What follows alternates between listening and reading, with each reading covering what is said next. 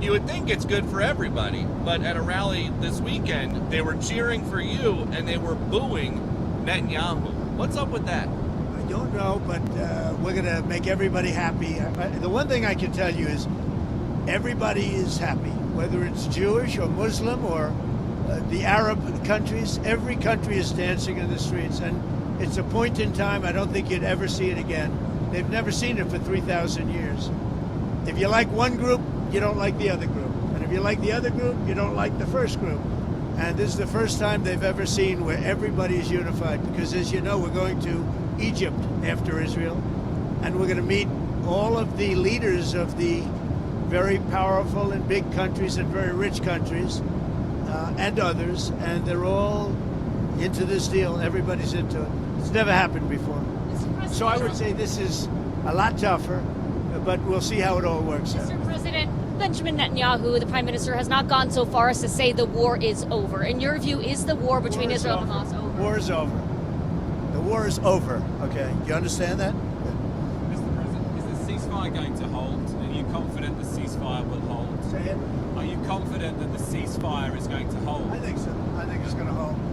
I think people are a lot of reasons why it's going to hold, but I think people are tired of it. It's been centuries, okay? Not just recent. It's been centuries. I think people are tired of it. Yeah, the ceasefire is going to hold, and we'll see where it holds. Mr. President, what will Gaza look like a year from now? The International Stabilization Force, that's part of A good, strong force. When will that go? I don't think it's going to have a big impact, because I think barely we're going to have to use it. I think people are going to behave.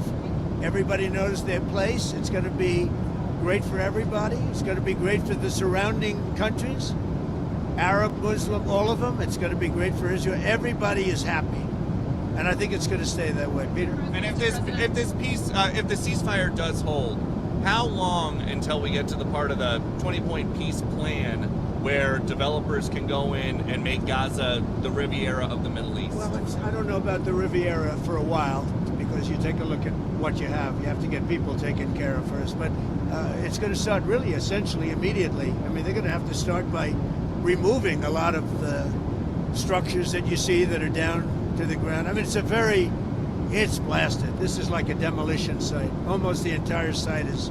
So you have to get rid of what you have there.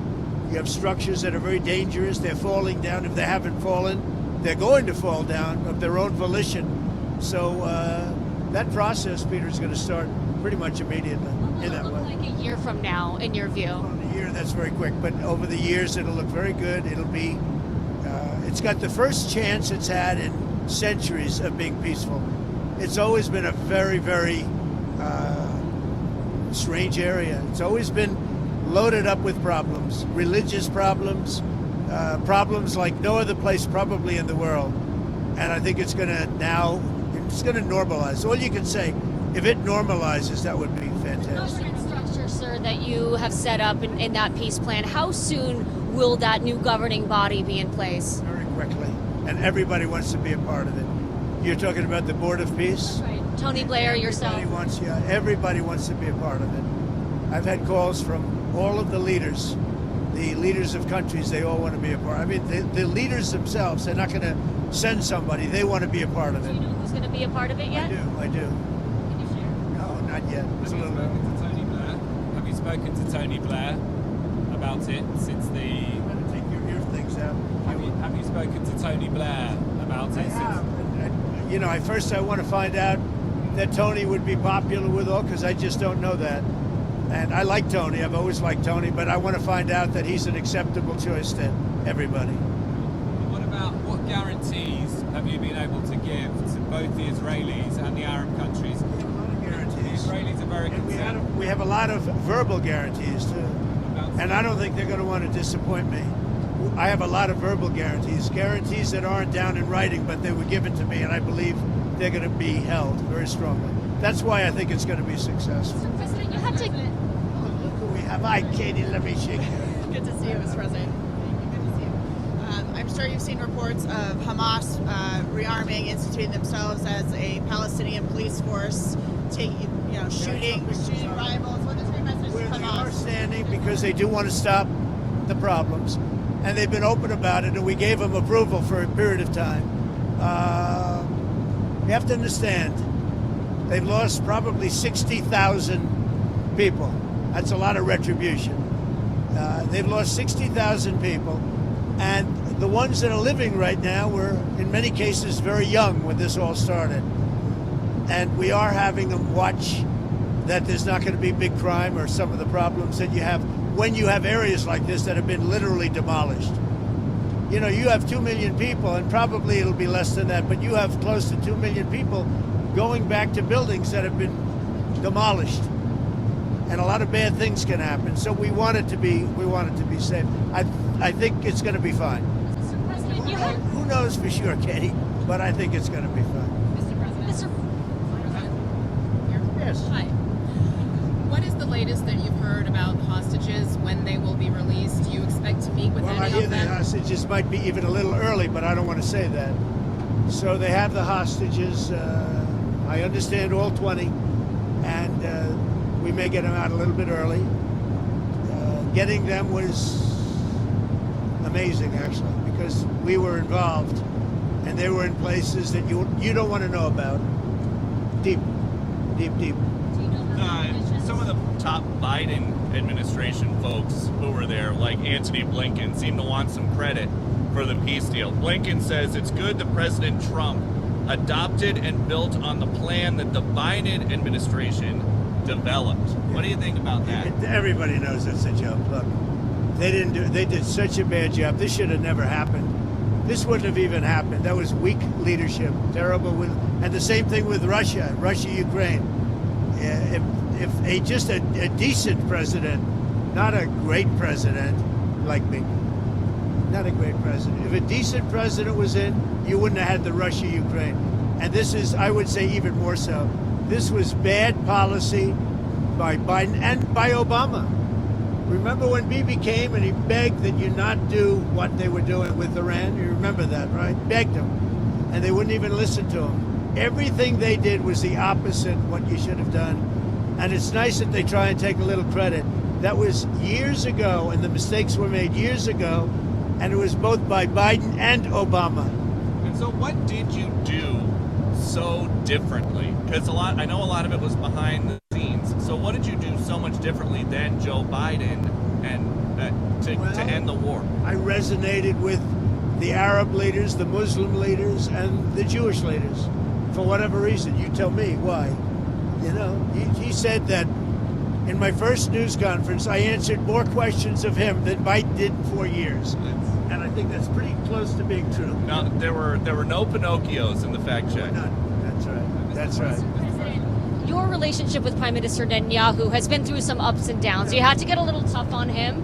Where is that relationship now, and can you tell us about it? It's very good. He just put me up for the Nobel Prize. So, you know, I don't know what it means with the Nobel Prize, but he put me up yesterday for the Nobel Prize that I should get it. So, I mean, I think it's very good. Has he made commitments to you personally about moving forward to the next phase of peace? Look, let me tell you, he's a wartime president. He did a very good job. I had some disputes with him, and they were quickly settled. I can tell you that. But as far as I'm concerned, I think he's done a great job. I think he was the right person at this time.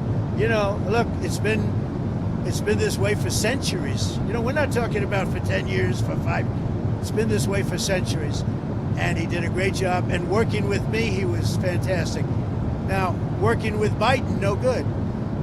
They didn't get along, and they had the opposite, because Biden and Obama backed Iran. And just so when you talk about a thing like that, if you think they were backing Iran, when you back Iran, this wouldn't have worked. And had we not taken out the Iran nuclear facility and we made the same deal, it would have a really dark cloud over it, and you wouldn't have people dancing in the streets, Katie.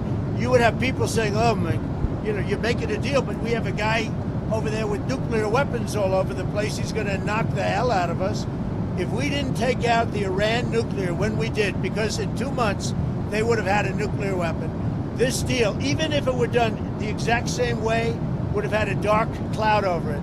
And now, there's no dark clouds. There's nobody they have to worry about, Katie. Have you talked to the about their changing behavior in your first term. You talked about how they were funding terrorism. What are The they doing Qataris, differently? yeah. What are they doing differently in your eyes to make sure they're not Qataris funding really terrorism? helped us with this deal. And the Emir is an amazing man who really helped us. You have to understand, his country is right in the middle of everything, more so than any other country, more so than UAE, where you have to fly an hour and a half to get there, more so than Saudi Arabia, where you have to fly an hour and a half to get there. His country, you walk across a line and you're there. So he's in the middle of this unbelievable hostile territory with people on all different sides of the, of the opinion and the question. They were a tremendous help. Qatar was a tremendous help to getting this done. I hope people can realize that. Mr. President, another It was very tough and very dangerous for Qatar.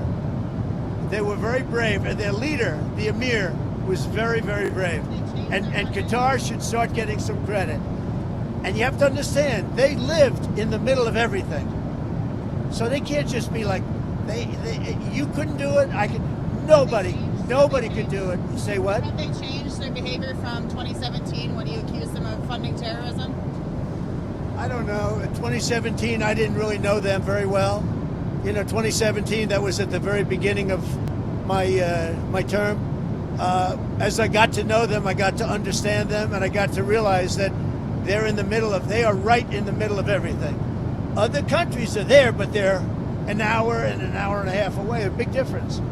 They're literally, you walk over from Iran to Qatar. You can walk it in 1 second. You go boom, boom, and now you're in Qatar. That's tough territory. I think Qatar was amazing the way they helped us. Mr. President, another world leader. There was a ceasefire that collapsed in March this year. There was a ceasefire earlier this year that collapsed in March. Do you think this could have been done then? This took a lot of pressure on both sides. But do you have any regrets? I see it, and I see it with Russia too. Sometimes you have to go through some pain before it all happens. I saw it with Turkey, and by the way, Turkey was fantastic too. President Erdogan was fantastic. He really helped a lot because he's very respected. He's got a very powerful nation. He's got a very, very powerful military, and he helped a lot, President Erdogan. UAE was great. We mentioned Qatar, Saudi Arabia, the king, they were great. Indonesia was great. We had tremendous help. Jordan, the king, they were great. This is an amazing thing. Countries very diverse countries. Some got along, some didn't. But for the most part, nobody got along with anybody. And they all came together, and they're all dancing in the streets, just like Israel. It's a unique point in time. You were talking about the ceasefire. That wouldn't have had that held. That wouldn't have happened back then. Why not? Both of your elections, the biggest issues were the economy and immigration. Now you're getting credit from Democrats and Republicans for this Middle East peace deal. Where does it fit? Where do you think it fits into your legacy? Well, look, this will be my 8th war that I've solved. And I hear there's a war now going between Pakistan and Afghanistan. I said, I'll have to wait till I get back. I'm doing another one because I'm good at solving wars. I'm good at making peace. And it's an honor to do it. I saved millions of lives. Millions of lives. Now, in all fairness to the Nobel Committee, it was for 2024. And this was picked for 2024. But there are those that say you could make an exception because a lot of things happened during 25 that are done and complete and great.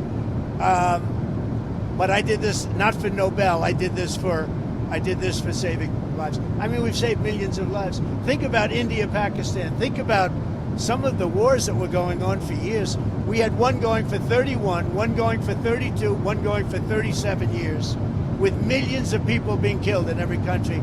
And I got every one of those done, for the most part, within a day. It's pretty good. When Steve Witkoff was in Hostages Square last night, he mentioned Prime Minister Netanyahu and the crowd booed. I wondered if you saw that, I did. What you made of that. I also saw the crowd cheer when he mentioned Trump, like really cheer, and it's an honor. No, as I said, I think Bibi did a great job. I had some words with him a couple of times where I didn't agree, and he was always he was the right guy at the right time. But are you confident, because many Palestinians will be concerned that after the hostages are handed over, that Israel might restart the war for some reason? Are you? I'm not worried about anything. I think we have a great deal, and it's a great deal for everybody. You know, a great deal is a deal where everybody's happy. And every country, they're dancing in the streets. That's a great deal. It's a unique period in time.